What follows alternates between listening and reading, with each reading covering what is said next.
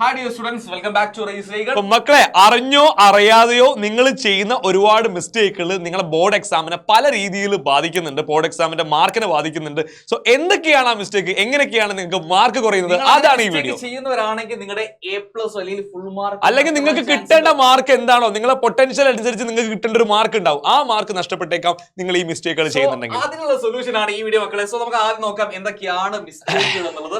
ഒന്നാമത് കലശലായ മടി, അതൊരു മിസ്റ്റേക്ക് അല്ല, പക്ഷെ നമ്മുടെ മനസ്സിൽ കൂടുന്ന ഒരു ഹ്യൂമൻ നേച്ചർ ആണ് മക്കളെ, എല്ലാവർക്കും ഉണ്ട്. മടി കാരണമാണ് ഈ ലോകം ഈ ലെവലിൽ എത്തി നിൽക്കുന്നതും. സോ ഈ വീഡിയോ വരെ നമ്മൾ ഇന്നലെ ചെയ്യാൻ വേണ്ടി വെച്ചാണ്, പക്ഷെ ഇന്നാണ് നമുക്ക് ചെയ്യാൻ വേണ്ടി പറ്റിയത്. ഭയങ്കര അപ്പൊ കലശലായ മടിയെ കുറിച്ച് അല്ലെങ്കിൽ മടിയെ കുറിച്ച് പറയുകയാണെങ്കിൽ വളരെ ഒരുപാട് കാര്യങ്ങൾ പറയാനുണ്ട്. നമ്മൾ എന്നാൽ അതിനൊരു സൊല്യൂഷൻ എന്ന രീതിയിൽ ഒരു വീഡിയോ വേറെ ചെയ്യുന്നതാണ്. രണ്ടാമത്തെ കാര്യമാണ് പഠിച്ചത് മറന്നു പോകുന്നു. എന്തുകൊണ്ടാണ് പഠിച്ചത് മറന്നു പോകുന്നത്? നിങ്ങൾ പഠിക്കുന്നുണ്ടല്ലോ, പിന്നെ എന്താ പഠിച്ചത് മറന്നു പോകുന്നത്? കമന്റ്സിൽ പറയുന്നത് സാറേ എക്സാമിൽ ഏത് സ്റ്റെപ്പ് മറന്നു.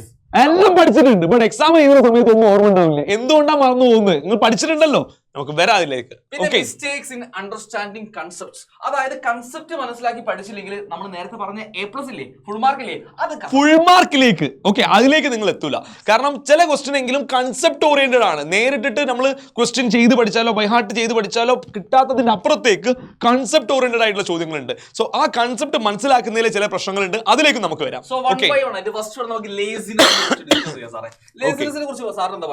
ലേസിനെസിനെ കുറിച്ചിട്ട് ലേസിനെസ് എങ്ങനെ ഓവർകം ചെയ്യാം എന്നുള്ളത് നമ്മൾ ഒന്ന് മീൻസ് ഒരുപാട് വീഡിയോസ് നിങ്ങൾ കണ്ടിട്ടുണ്ടാവും. അത് കുറച്ചും കൂടി ഒരു സയന്റിഫിക് അപ്രോച്ച് വേണ്ട ഒരു കാര്യമാണ്, ലേസിനെസ് എങ്ങനെ കുറയ്ക്കാം എന്നുള്ളത്. ഓക്കെ, ബട്ട് ലേസിനെസ് കൂടാൻ സാധ്യതയുള്ള കുറച്ച് കാര്യങ്ങൾ ഞാൻ പറയാം. നിങ്ങളെ മടി കൂടാൻ സാധ്യതയുള്ള കുറച്ച് റീസൺസ് ഞാൻ പറയാം. കാര്യങ്ങളാണ് മോട്ടിവേഷൻ വീഡിയോസിലെയും സ്റ്റഡി പ്ലാനിലെയും ചതി എന്നുള്ളത്. മോട്ടിവേഷൻ വീഡിയോസ് കാണാനല്ല കേട്ടോ പറയുന്നത്, മോട്ടിവേഷൻ വീഡിയോയിലെ ചതി. മോട്ടിവേഷൻ വീഡിയോ കണ്ടു കഴിഞ്ഞാൽ അന്ന് നമ്മൾ ഭയങ്കര എനർജറ്റിക് ആയിരിക്കും, ഭയങ്കര മോട്ടിവേഷൻ എടുക്കില്ല. അന്ന് ഒരു മോട്ടിവേഷൻ വീഡിയോ കാണും, പിറ്റേ ദിവസം വേറെ മോട്ടിവേഷൻ വീഡിയോ കാണും, അതിന്റെ വേറെ മോട്ടിവേഷൻ മീൻസ് മോട്ടിവേഷൻ വീഡിയോ ചിലപ്പോൾ ഒരു ദിവസം മൊത്തം മോട്ടിവേഷൻ വീഡിയോയും കാണുന്നത്. സോ മോട്ടിവേഷൻ വീഡിയോയുടെ ഉള്ളിൽ ഇങ്ങനെ ഒരു ചതി ഉണ്ട് മക്കളെ. നമ്മളൊക്കെ ആ ചതിയിൽ പെട്ടവരാണ്. ലൈക്ക് ഞാൻ ജിമ്മിന് പോകാൻ വേണ്ടിയുള്ള മോട്ടിവേഷൻ വീഡിയോസ് സ്ഥിരമായിട്ട് കാണുന്നു. പിന്നെ അവർ വീണ്ടും മോട്ടിവേഷൻ വീഡിയോസ് നമ്മൾ കാണുന്നതിനനുസരിച്ച് തന്നെ അയച്ചുകൊണ്ടിരിക്കും. മോട്ടിവേഷൻ വീഡിയോസ് മൊത്തം കണ്ടു തീർക്കാന്നല്ലാതെ ജിമ്മിന് ജോയിൻ ചെയ്യാൻ മോട്ടിവേഷൻ വീഡിയോ ജസ്റ്റ് അവിടെ നമ്മൾ കാണുന്ന വേറെന്തോ സംഭവമാണ്. ഇതൊന്നും നിങ്ങൾക്ക് മാർക്ക് കൊണ്ട് തരില്ല. നിങ്ങൾ മോട്ടിവേഷൻ വീഡിയോ കാണുന്നത് നിങ്ങൾക്ക് തോന്നും പഠനവുമായി ബന്ധപ്പെട്ട് എന്തോ ഒരു സാധനം ഞാൻ ചെയ്തിട്ടുണ്ടെന്ന് തോന്നും, ബട്ട് ഇതൊന്നും റിസൾട്ട് ഓറിയന്റഡ് അല്ല. നിങ്ങൾ പെന്നും പേപ്പറും എടുത്ത് നിങ്ങൾ വർക്ക്ഔട്ട് ചെയ്യാതെ ഇതൊന്നും റിസൾട്ട് കൊണ്ട് തരുന്ന ഒരു സാധനം. സ്റ്റഡി പ്ലാൻ ആ കാറ്റഗറിയിൽ വരുന്ന സ്റ്റഡി പ്ലാൻ കാണുമ്പോൾ ഇങ്ങനെ പഠിച്ചാൽ അതിൽ എത്ര സിമ്പിൾ ആയിരുന്നു. വളരെ സിമ്പിൾ. നമ്മൾ തന്നെ സ്റ്റഡി പ്ലാൻ ഇട്ട സമയത്ത് എല്ലാ കുട്ടികളും കണ്ടിട്ട് സപ്പോർട്ട് ചെയ്തിട്ടുണ്ടായിരുന്നു. ഇങ്ങനെ ഞാൻ ചെയ്ത് പഠിച്ചതെന്ന് കമന്റ് ചെയ്യണം. നിങ്ങൾക്ക് ഒരു സമാധാനം വരും സ്റ്റഡി പ്ലാൻ കാണുമ്പോൾ. ഇത്രേ ഉള്ളൂ, ഇത്ര ദിവസം കൊണ്ട് ഇങ്ങനെ പഠിച്ച സംഭവം കിട്ടും എന്നുള്ള. പക്ഷെ ആ സ്റ്റഡി പ്ലാൻ ഉപയോഗിച്ച് നിങ്ങളൊരു ആക്ഷൻ ചെയ്തില്ലെങ്കിൽ, ഒരു വർക്ക് വന്നിട്ടില്ലെങ്കിൽ പിന്നെ ഒരു കാര്യമില്ല. സ്റ്റഡി പ്ലാൻ ഇങ്ങനെ എല്ലാ പ്ലാറ്റ്ഫോമും സ്റ്റഡി പ്ലാൻ എടുത്തിട്ടുണ്ട്, പലതരം സ്റ്റഡി പ്ലാനുകൾ മാർക്കറ്റിൽ അവൈലബിൾ ആണ്. സോ നമ്മളും ചെയ്തിട്ടുണ്ട് സ്റ്റഡി പ്ലാൻ. ഈ സ്റ്റഡി പ്ലാൻ കണ്ട് പുളകം കൊള്ളുന്നതിന് അപ്പുറത്തേക്ക് നിങ്ങൾ വർക്ക് ചെയ്തിട്ടില്ലെങ്കിൽ, ഇത് പറയുമ്പോൾ പെന്നും പേപ്പർ എടുത്ത് ക്വസ്റ്റ്യൻ ആൻസർ ചെയ്ത് കൊടുക്കുന്നത് അവിടെയാണ് സ്റ്റഡി സ്റ്റാർട്ട് ചെയ്യുന്നത്. അത് മാത്രമേ നിങ്ങൾക്ക് മാർക്ക് വരുള്ളൂ. ബാക്കിയൊക്കെ നമുക്കൊരു ഫീലിംഗ് ഉണ്ടാവും, ഇത് ഞാൻ എക്സാമുമായിട്ട് ബന്ധപ്പെട്ട എന്തോ ഒരു കാര്യമാണ് ഞാൻ ചെയ്യുന്നത് എന്നുള്ളത്. പക്ഷെ ഒന്നും ചെയ്തിട്ടില്ല. ഓക്കെ, പിന്നെ നെക്സ്റ്റ് വരുന്നതാണ് പഠിച്ചത് മറന്നു പോകുന്നു. ആക്ച്വലി ഏറ്റവും കൂടുതൽ മക്കൾ പറയുന്ന എക്സാമുകൾ അവർ നേരിടുന്ന വലിയൊരു ഇഷ്യൂ ആണ് പഠിച്ചത് മറന്നു പോകുക, സ്റ്റെപ്പ് മറന്നു പോകുക, ആൻസർ ഫൈനൽ ആൻസർ കിട്ടാതിരിക്കുന്നത്. അതിനൊരു കാര്യം പറയട്ടെ, നിങ്ങൾ എങ്ങനെയാണ് പഠിക്കുന്നത്? നിങ്ങൾ ഒരു ചാപ്റ്റർ എടുക്കുന്നത്, നിങ്ങൾ ഏതെങ്കിലും ഒരു പെർട്ടിക്കുലർ ലിമിറ്റ്സ് ആൻഡ് ഡെറിവേറ്റീവ്സ് എന്ന ചാപ്റ്റർ എടുക്കുന്നത്. സോ അത് പഠിക്കുന്നു. സോ അതിലെ ചോദ്യങ്ങൾ മാക്സിമം ചെയ്തു നോക്കുന്നു. അതായത് എല്ലാ ചോദ്യങ്ങളും കറക്റ്റ് ആയിരിക്കും. ചിലപ്പോൾ ഒന്നാമത്തെ ചോദ്യത്തിന് ആൻസർ കിട്ടുമ്പോൾ, പ്രത്യേകിച്ച് നമ്മളെ ലൈവിലും അധിക ലൈവിലും ചെയ്യുന്ന ആൾക്കാർ ചെയ്യുന്നത് എങ്ങനെയായിരിക്കും എന്ന് വെച്ച് കഴിഞ്ഞാൽ, ആദ്യം ഈസി ഉള്ള ചോദ്യങ്ങൾ പിന്നെ മെല്ലെ ഡിഫിക്കൽട്ട് ആക്കും. ചാപ്റ്റർ വൈസ് ചെയ്യുമ്പോൾ അങ്ങനെ തന്നെയാണ് ചെയ്യേണ്ടത്.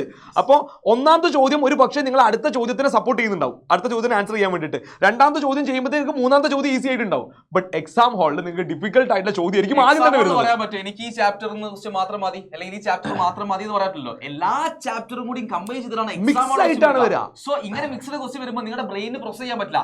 അവിടെയാണ് റീകളക്ഷൻ നടക്കാതിരിക്കുന്ന സിറ്റുവേഷൻ. അപ്പൊ ചാപ്റ്റർ വൈസ് റിവിഷന് പകരം നമ്മൾ ചെയ്യേണ്ട നെക്സ്റ്റ് വൺ ആണ് question paper wise revision.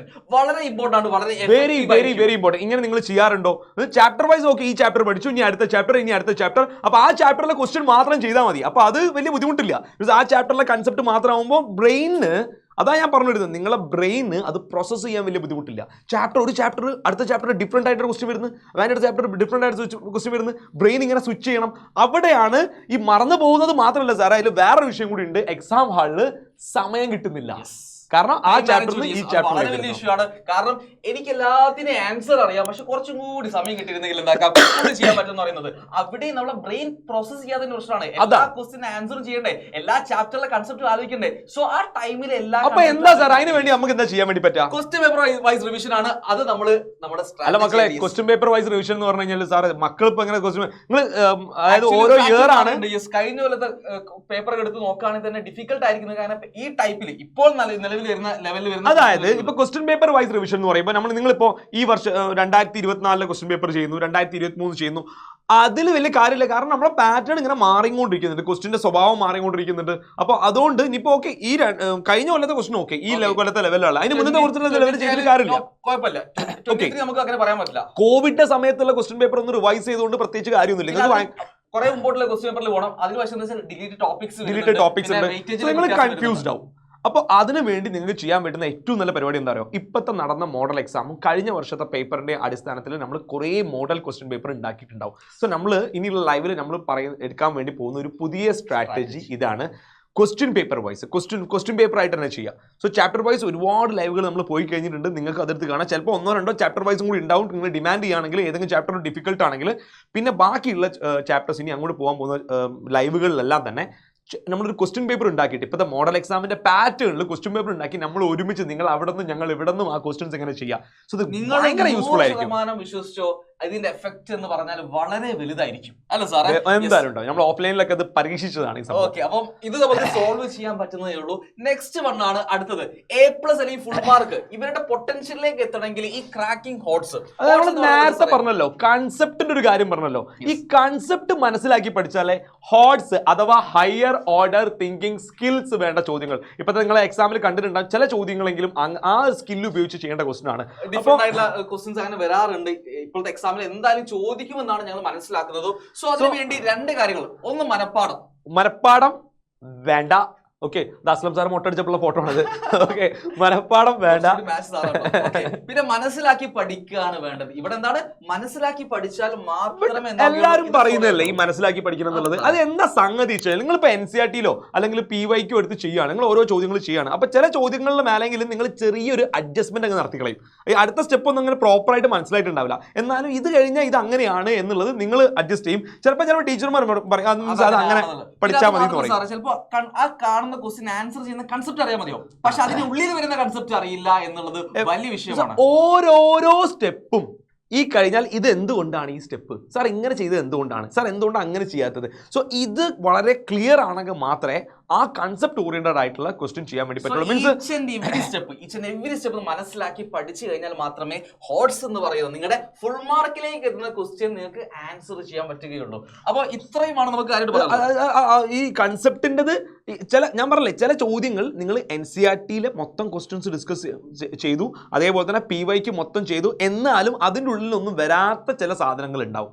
Purely concept അറിഞ്ഞാൽ മാത്രം ചെയ്യാൻ പറ്റുന്നത്. അപ്പോൾ ആ കൺസെപ്റ്റ് ആ ചാപ്റ്റർ എടുക്കുന്ന സമയത്താണ് ശരിക്കും ആ കൺസെപ്റ്റ് പറയാം. ഇനി അങ്ങോട്ടൊക്കെ ക്വസ്റ്റ്യൻ ഡിസ്കഷൻ ആണ്. അപ്പോൾ അവിടെ ആ കൺസെപ്റ്റ് പറയൂല. പിന്നെ എങ്ങനെയാണ് അത് കിട്ടുക എന്ന് വെച്ചാൽ എല്ലാ സ്റ്റെപ്പും നിങ്ങൾക്ക് മനസ്സിലായിട്ടുണ്ടെന്ന് നിങ്ങൾ ഉറപ്പിക്കുക. നിങ്ങൾ ചോദിച്ച് മനസ്സിലാക്കാം. നമ്മുടെ ലൈവിൽ നിങ്ങൾക്ക് അറിയാം.